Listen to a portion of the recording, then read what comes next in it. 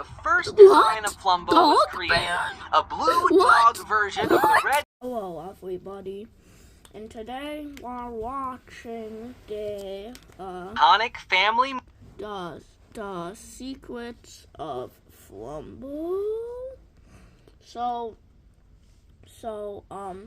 today we're gonna be watching that and seeing all of the changes of Flumbo. And,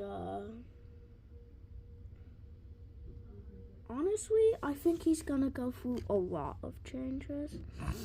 Okay. The iconic family mural of Banban's kindergarten is the spirit of the facility.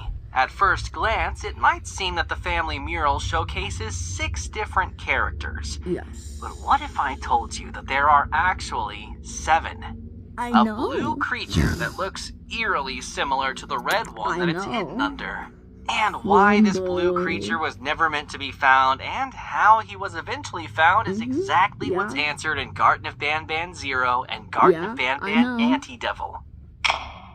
But I've never played. This blue creature is Original Banban, as he is currently named in the game files. But you might know him better by his public name, Flumbo. That's right! This one is actually Flumbo. Yeah. And longtime viewers of the Banban Chronicles might recognize his public name from episode 1. But this time around, this is actually Flumbo. The Garden of Banban cast each have their own detailed story and personality, and that's what makes Garden of Banban unique. Yeah. Join me on the 5th episode of the Banban Chronicles, narrated by me, Ty Coker, the voice actor of the Bitter Giggle Assistant, a series where we dedicate each episode to discussing the history and secrets of a member of the Garden of Banban cast.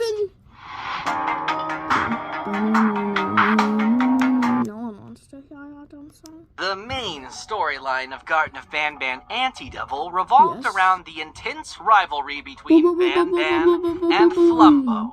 2 characters that, while physically very similar, differ significantly on every other scale. But what if I told you that the physical differences between Banban and Flumbo were originally much more significant than what they ended up being? You see, when the Euphoric Brothers were first planning for Flumbo's physical debut in Garden of Banban Anti-Devil, they wanted a character that would serve as the complete opposite of Banban. What? But yet would be similar enough physically so that people can tell he's a variant of Banban. So to start, it was agreed upon that the character should be a shade of blue, which is what's commonly thought of as the opposite color of red. Then, seeing how similar Banban looks to an anthropomorphic cat, it was decided that the character should be a dog, given that dogs are often thought of as the enemies of cats. A dog? And just like that, the first design of Flumbo was created. A blue dog version of the red Banban we know and love. What's on screen right now is seriously what Flumbo is going to look like as saved in the project files, not some interpretation created later based on some loose description. He had the same physique as Banban, as well as his iconic smile and tongue. Anyone else ever feel like Banban should be talking like this the whole time? Was that get annoying? His shade of blue was later made to be lighter so his facial features are clearer, and was then given a singular party hat to match the party hats of the red Banban. Although his party hat had a color scheme of white, blue, green, and yellow, whereas the original Banban's hats are light blue, white, gold, and dark pink. However, after the design was finished, it really felt like it shifted too far from Banban's original design, which was not the goal. And so the character was restored back to being a cat, banishing Dogban into the dark realm of unused character designs.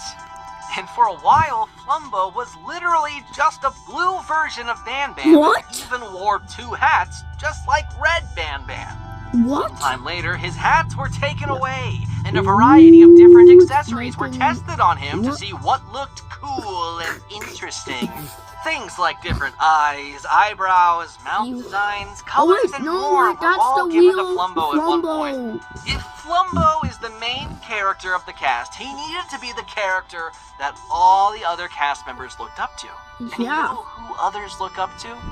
Superheroes! What? And that's exactly what Flumbo was originally going to look like. What? A superhero! What? He had 2 yellow gloves, 2 yellow boots, a wider smile than the red Ban Ban, a yellow beard, and yellow eyebrows. But he once again started to look a little too different from Ban Ban. So his boots were taken away, and then eventually his gloves too. Yeah, that's Leaving Flumbo the way we know him today. Naked. What do you think of these previous designs? Let us know in the comments below Ew. which one is your favorite. Dog Ban, Super Ew, Flumbo, ew. regular Flumbo, or one of the designs in between. If there's a fan favorite design, maybe it'll make some kind of comeback in the series. Not you, Dog Ban. You stay down there with us. Yeah. But what if I told you that's not everything related to Flumbo that was eventually scrapped or ended up unused? Much like all of the other characters, Flumbo too has unused voice lines. And there is one in particular that has a very interesting backstory. Yeah. And this particular line is Flumbo's laugh. I don't. Take a What? listen.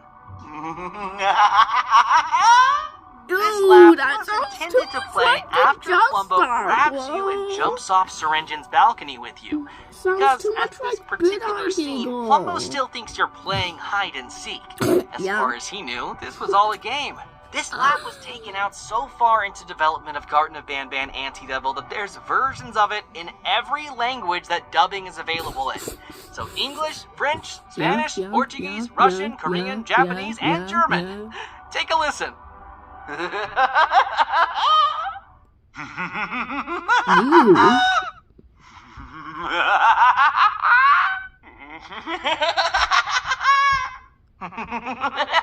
They don't sound much different.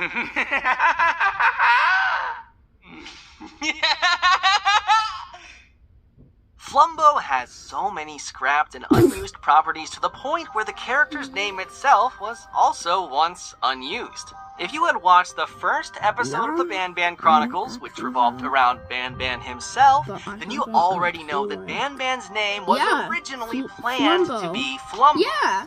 This is noticeable in the game files, where many of Ban Ban's assets have Flumbo in the name, not Ban Ban. The entire game itself was originally going to be called Flumbo and Friends, Yeah. not Garten of Ban Ban. That's like. But of course, you know by now, things took a very different I know. course. Ban Ban became Ban Ban, Yeah. not Flumbo, and Garten of Ban Ban became Garten of Ban Ban Yeah. instead of Flumbo and Friends. Though there's still a little Easter egg to it in Garten of Ban Ban 7, where the same Flumbo would be later reused and given to a familiar character that would debut very briefly in the franchise's 7th entry, and later become the main character of the franchise's 8th entry. This character would also fittingly become a kind of an original version of Ban Ban, much like how Flumbo was the original name of Ban Ban. Every clock icon that has ever appeared in the franchise has a 9 a.m. variant that's never used. This is because the clock starts at 10 a.m. and stops at 3 p.m. But what if I told you that these aren't the only things related to Flumbo that were scrapped or unused? Flumbo's introduction in Garten of Ban Ban Anti-Devil took perhaps the most amount of time to write and perfect, with many sequences originally planned to play out very differently from how they ended up being.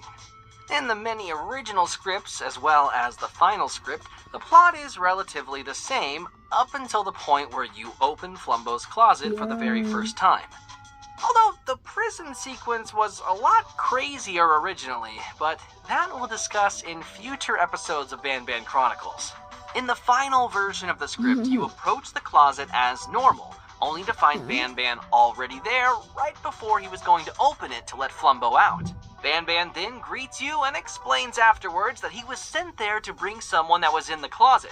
However, as soon as he opens the closet slightly, Flumbo would sprint out and run away from both you and Ban Ban. He tells you to follow him into the Garden of Banban Zero area, where he tells you that the person he's looking for thinks he's still playing hide and seek, and that he must be somewhere in the area. You then play a short game with Banban where you try to find Flumbo in the Garden of Banban Zero area, which Flumbo eventually loses when you both catch him.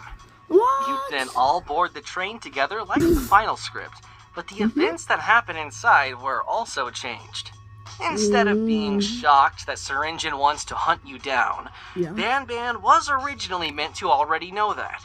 And that on the train, he'd call Syringin via a walkie-talkie, telling him he's got Flumbo, but not the human. He'd tell you that Syringin has everyone under control using shock collars placed around their necks, including the Jivanium citizens. He'd tell you that the machine that allows him to shock the collars of anyone in the facility is right in his office, and that Banban himself has the chip that could completely hijack and stop the machine. And that he himself can't go back with it because he'll get searched, and if they find it, he'll be caught. So he gives it to the player and tells them to meet back with him in the tower using the back door. Sound familiar? The player would then be dropped off at the old clinic and then have to make their way through, similar to the final version of the script. Although the sequence of the old clinic itself, too, was also changed quite a bit, but that's for another video. The player would make their way into the tower, up the elevator, plant the chip where Banban wanted it, and then enter Syringin's office to find Flumbo strapped to a bed. Once again, similar to the final version of the script. Flumbo is freed, Syringin discovers that Flumbo is freed, then Flumbo grabs you and you both jump off the balcony together to find yourself awakening in the Jivanium village. And although there are many, many other things that were changed from the original scripts and the final script, that will need to be discussed in later episodes. This is all we can share in this episode regarding Flumbo's involvement, as not to spoil too much of the future episodes. For example, the fact that a very familiar character was meant to appear in Garden of Banban Anti-Devil and play a major role, but never did, as to save his reappearance for a later game. The fact that the remote was not originally meant to shoot electricity and instead do something completely different, but just as cool. But wait, what's that cute little Banban plushie doing here? Stay tuned for the next episode of the Banban Chronicles, where the secrets and history of another character will be revealed. Okay, so I think Flumbo had a lot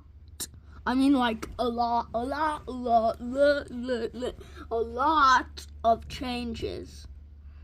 Yeah, like a lot. That's crazy. So, I hope you enjoyed. Please like and subscribe. We're so close to 100.